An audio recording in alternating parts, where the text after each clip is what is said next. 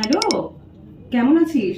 কিরে, তোরা তো ভুলেই গেছিস আমাদের। কতদিন আসিসনি বলতো আমাদের বাড়িতে। তুই যে মাছের কালিয়াটা খেতে ভালোবাসিস, সেটা তোর জন্য রান্না করব।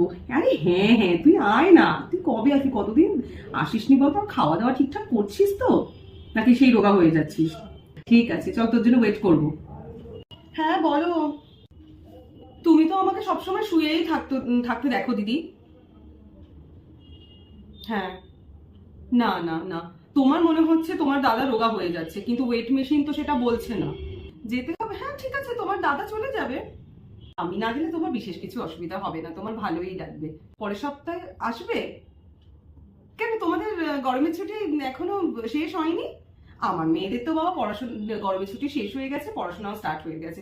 এখন তো ওরা খুব ব্যস্ত, এখন তো কোনো দিকে তাকাতে পারছে না, আমিও কোনো দিকে তাকাতে পারছি না, সারাক্ষণ ওদেরকে নিয়ে ব্যস্ত থাকতে হচ্ছে।